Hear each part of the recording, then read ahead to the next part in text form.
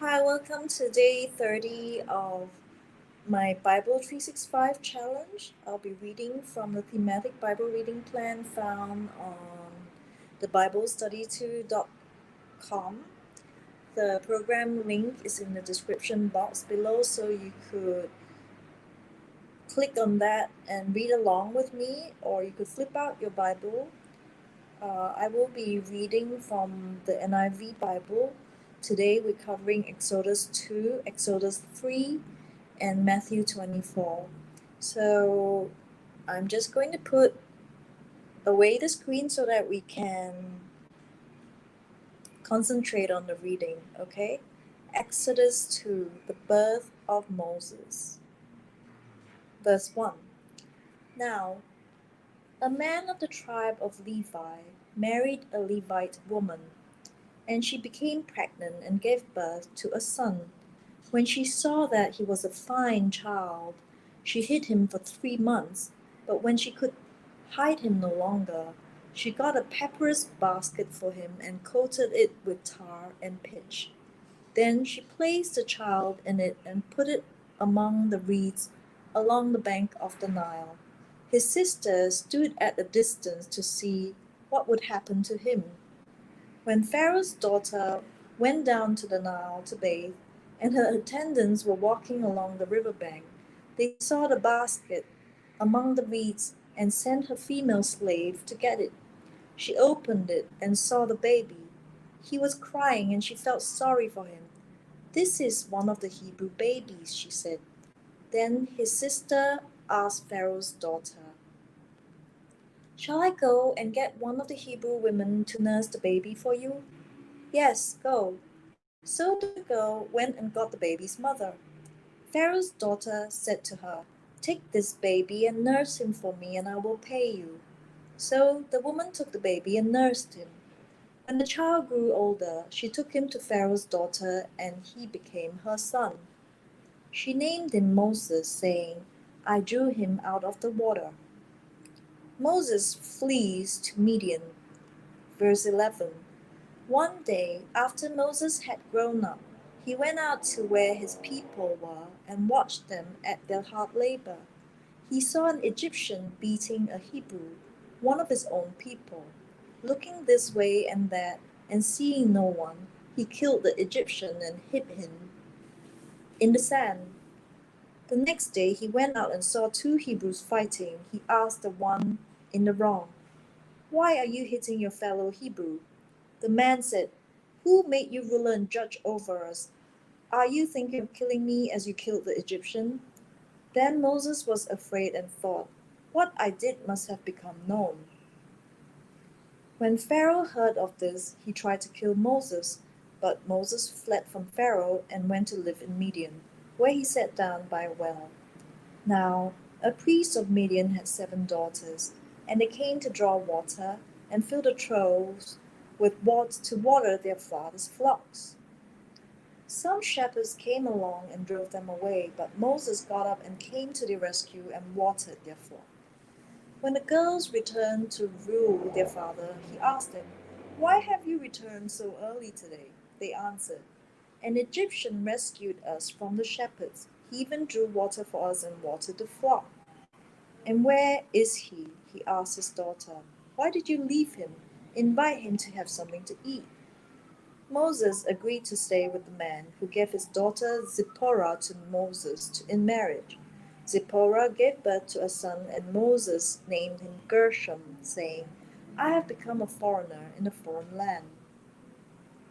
During that long period, the king of Egypt died. The Israelites groaned in their slavery and cried out, and their cry for help because of their slavery went up to God. God heard the groaning, and he remembered his covenant with Abraham, with Isaac, and with Jacob. So God looked on the Israelites and was concerned about them. Exodus 3. Moses and the burning bush. Verse 1. Now Moses was tending the flock of Jethro, his father-in-law, and priest of Midian. And he led the flock to the far side of the wilderness and came to Horeb, the mountain of God. There the angel of the Lord appeared to him in flames of fire from within a bush. Moses saw that though the bush was on fire, it did not burn up. So Moses thought, I will go over and see this strange sight, why the bush does not burn up. When the Lord saw that he had gone over to look, God called to him from within the bush, Moses, Moses. And Moses said, Here I am. Do not come any closer, God said. Take off your sandals, for the place where you are standing is holy ground. Then he said, I am the God of your father, the God of Abraham, the God of Isaac, and the God of Jacob. At this, Moses hid his face because he was afraid to look at God. The Lord said, I have indeed seen the misery of my people in Egypt. I've heard them crying out because of their slave drivers, and I am concerned about their suffering.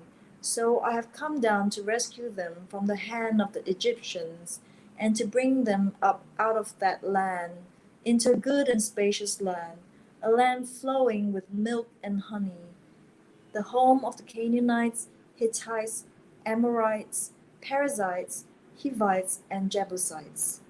And now the cry of the Israelites has reached me, and I have seen the way the Egyptians are oppressing them. So now go. I am sending you to Pharaoh to bring my people of Israelites out of Egypt. But Moses said to God, Who am I that I should go to Pharaoh and bring the Israelites out of Egypt?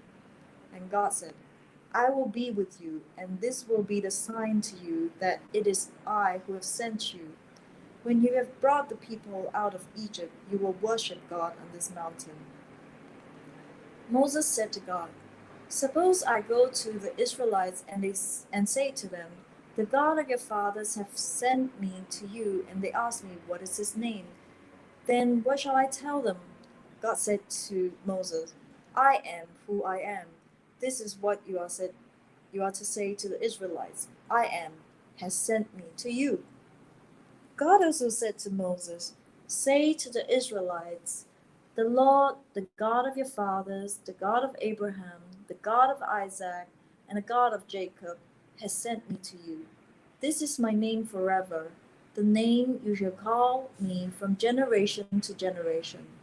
Go, assemble the elders of Israel, and say to them, The Lord, the God of your fathers, the God of Abraham, Isaac, and Jacob, appeared to me and said, I have watched over you and have seen what has been done to you in Egypt, and I have promised to bring you up out of your misery in Egypt into the land of the Canaanites, Hittites, Amorites, Perizzites, Hivites, and Jebusites, a land flowing with milk and honey. The elders of Israel will listen to you. Then you and the elders are to go to the king of Egypt and say to him, The Lord, the God of the Hebrews, has met with us. Let us take a 3-day journey into the wilderness to offer sacrifice to the Lord our God. But I know that the king of Egypt will not let you go unless a mighty hand compels him. So I will stretch out my hand and strike the Egyptians with all the wonders that I will perform among them. After that, he will let you go. And I will make the Egyptians favorably disposed toward this people, so that when you leave, you will not go empty handed. Every woman is to ask her neighbor and any woman living in her house for articles of silver and gold and for clothing, which you will put on your sons and daughters, and so you will plunder the Egyptians. Matthew 24. The destruction of the temple and the signs of the end times. Verse 1. Jesus left the temple and was walking away when his disciples came up to him to call his attention to its buildings. Do you see all these things? He asked. Truly, I tell you, not one stone here will be left on another. Every one will be thrown down. As Jesus was sitting on the Mount of Olives, the disciples came to him privately. "Tell us," they said, "when will this happen, and what will be the sign of your coming and of the end of the age?" Jesus answered, "Watch out that no one deceives you, for many will come in my name, claiming, 'I am the Messiah,' and will deceive many. You will hear of wars and rumors of wars, but see to it that you are not alarmed. Such things must happen, but the end is still to come. Nation will rise against nation, and kingdom against kingdom. There will be famines and earthquakes in various places. All these are the beginning of birth pains. Then you will be handed over to be persecuted and put to death, and you will be hated by all nations because of me. At that time, many will turn away from the faith and will betray and hate each other, and many false prophets will appear and deceive many people. Because of the increase of wickedness, the love of most will grow cold. But the one who stands firm to the end will be saved. And this gospel of the kingdom will be preached in the whole world as a testimony to all nations, and then the end will come. So when you see standing in the holy place the abomination that causes desolation, spoken through the prophet Daniel, let the reader understand. Then let those who are in Judea flee to the mountains. Let no one on the housetop go down to take everything out of the house. Let no one in the field go back to get their cloak. How dreadful it will be in those days for pregnant women and nursing mothers. Pray that your flight will not take place in winter, nor on the Sabbath. For then there will be great distress, unequaled from the beginning of the world until now, and never to be equaled again. If those days had not been cut short, no one will survive. But for the sake of the elect, those days will be shortened. At that time, if anyone says to you, 'Look, here is the Messiah,' or 'There he is,' do not believe it. For false messiahs and false prophets will appear and perform great signs and wonders to deceive, if possible, even elect. See, I have told you ahead of time. So if anyone tells you, 'There he is, out of the wilderness,' do not go out. 'Here he is, in the inner rooms,' do not believe it. For as lightning that comes from the east is visible even in the west, so will be the coming of the Son of Man. Wherever there is a carcass, there the vultures will gather.